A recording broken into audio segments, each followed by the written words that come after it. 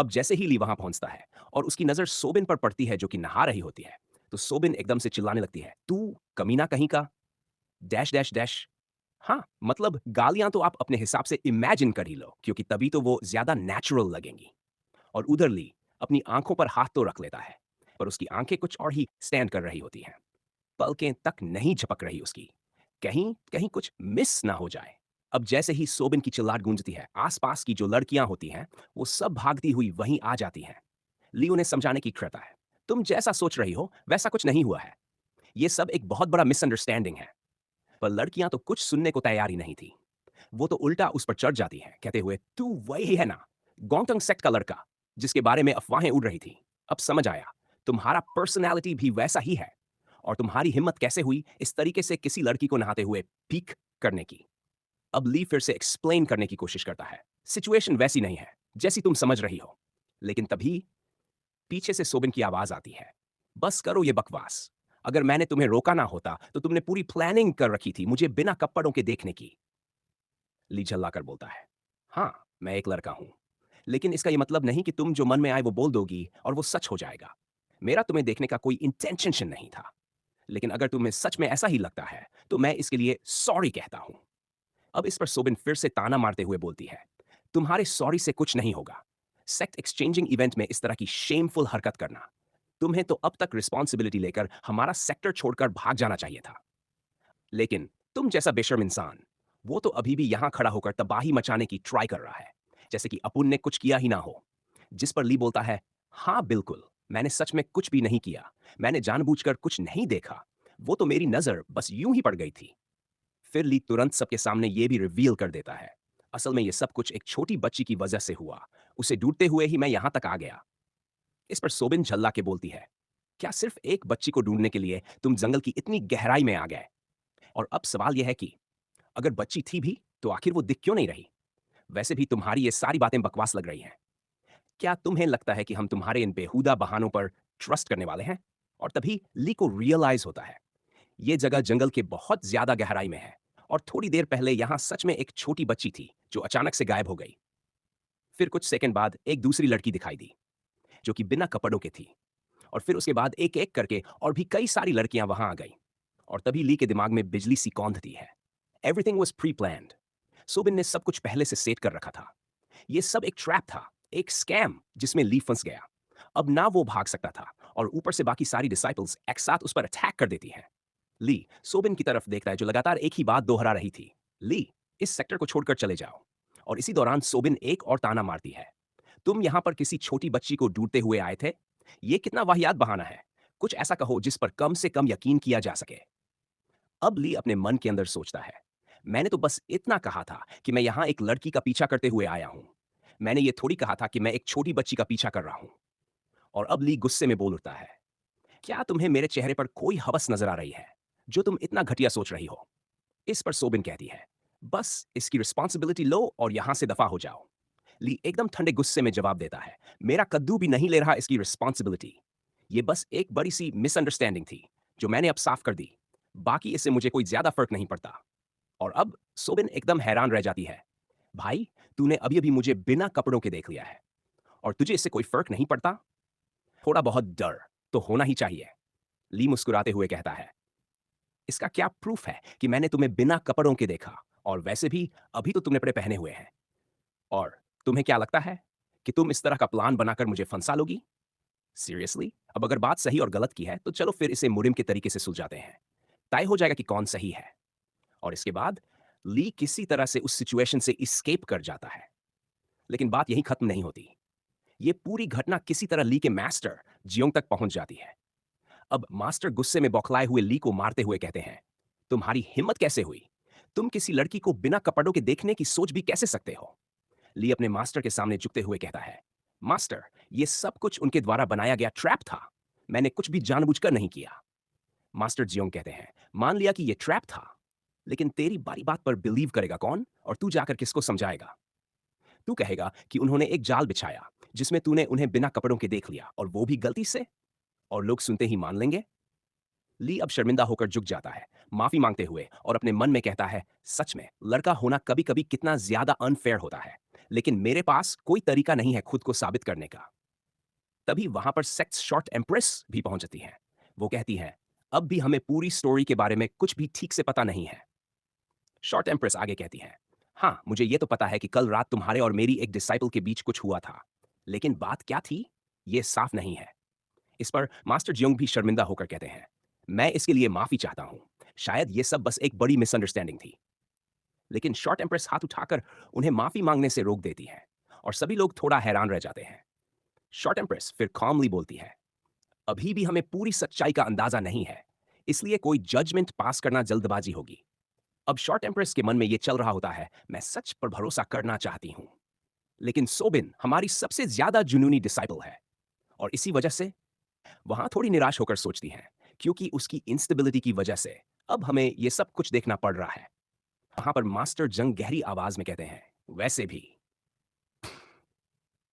जैसा कि इन लोगों ने कहा कि मुरिम के तरीके से इसे सॉल्व किया जाए, तो क्यों ना हम दोनों के बीच एक ड्यूल रख लें, वो भी एक्सचेंज इवेंट से पहले। अगर इससे प्रॉब्लम सुलझ जाती है, तो फिर दोनों सेक्स को इसमें इन्वॉल्व होने की कोई जरूरत नहीं पड़ेगी।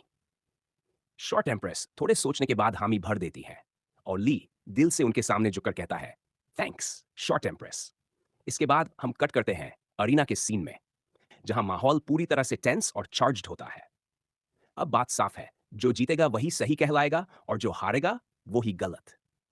अब हम देखते हैं एक साइड में सन सिंह को, जो कि इस ड्यूल को देख रहे होते हैं और हैरानी से कहते हैं, एक्सचेंज इवेंट से पहले एक ड्यूल, ये तो बहुत ही ज्यादा शॉकिंग है। और तभी हमारे प्यारे छोटे मार्क जी बोल उठते हैं, हो सकता है इसकी वजह से दोनों सेक्स की फ्रेंडशिप और मजबूत हो जाए। दूसरी तरफ स्यूमून गंभीर होकर बोलते हैं, वो गोंगडोंग सेक्ट का ली जहां भी जाता है प्रॉब्लम्स क्रिएट करता है, और अब एक्सचेंज इवेंट से पहले भी एक नई ट्रबल खड़ी कर दी। और अब हम उस बच्चे की ओर बढ़ते हैं जो सैवलिन टेम्पल का डिसाइपल है, और जिसकी मौजूदगी अपने आप में सब कुछ कह देती है। यह बच्चा है वंग ह्युक। इसकी उम्र पर मत जाना, इसने वो दुनिया देखी है जो तुमने शायद सपने में भी नहीं देखी होगी। वोंग युक गहरी नजर से दोनों को देखते हुए कहता है, ये जोशीले लोग अभी भी अपने पैशन को कंट्रोल करना नहीं सीख पाए हैं। और अब एना के बीचों बीच हम देखते हैं ली और सोबिन को आमने सामने खड़े हुए। ली अपनी तलवार को आगे करते हुए एकदम गंभीर लहजे में बोलता है, अगर मैं ये डुअल हार गया तो मैं गोंगडोंग सेक्ट छोड़ दूंगा, लेकिन मिस सोबिन, अगर मैं जीत गया तो आपको मेरी बेगुनाही को साबित करने में मेरी मदद करनी होगी। मिस सोबिन तलवार निकालते हुए आंखों में नफरत लिए कहती है, मंजूर है। जब तक मेरे पास, मेरा मतलब है जब तक तुम्हें हटाने का एक मौका है, तब तक मुझे इस बात से कोई फर्क नहीं पड़ता।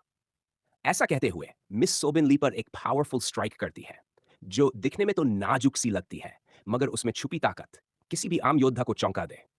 ली उस स्ट्राइक को आराम से ब्लॉक कर तो लेता है, मगर उसके चेहरे पर हल्की हैरानी होती है, और वो मन ही मन सोचता है, इन नाजुक सी कलाइयों में इतनी ताकत आ कहां से रही है? मुझे तो ये माचिस की तीली जैसी लगती थी।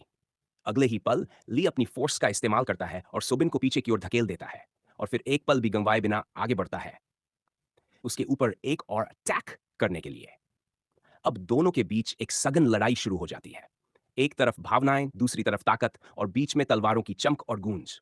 दूर खड़े ये सब देख रहे होते हैं और गहराई से कहते हैं, ऐसा लग रहा है जैसे गोंगडोंग सेक्ट ने बहुत तेजी से ग्रो किया है।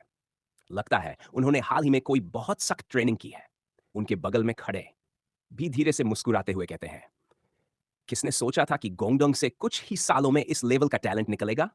उधर ली अपनी थॉट एनर्जी को रिलीज करते हुए भीतर ही भीतर कहता है, सच में मुझे लगता है कुछ ही सालों की ट्रेनिंग में मैंने बहुत कुछ अचीव कर लिया है। और ये सोचते ही वो एक नई स्पीड से आगे बढ़ता है, और सोबिन के साथ दोबारा टकराव शुरू हो जाता है। अब सोबिन के चेहरे पर टेंशन साफ दिख रही थी। वो सोच रही थी, मैं इसकी तलवार को देख क्यों नहीं पा रही। एक पल के लिए उसके मन में डर आने लगता है, कहीं मैं हार ना जाऊं। और तभी दर्शकों में बैठी चिंक्स अचानक कहती है, ये तो वही शॉट टेक्निक है जिसकी प्रैक्टिस ली अक्सर करता था। बगल में खड़ी हंग भी उसकी बात पर सहमति जताते हुए कहती है, हाँ, लगता है अब मेरा जूनियर और भी ज्यादा स्ट्रांग हो गया है। अंदर एरिना में ली अपनी तलवार को घुमाते हुए सोबिन से कहता है, क्या हुआ मिस सोबिन? मुझे लगता है तुम्हारा कॉन्फिडेंस थोड़ा बहुत बहुत तो डगमगा ही गया होगा। वैसे भी मुझे कोई हैरानी नहीं होगी अगर तुम बीच मैच में हार मान लो।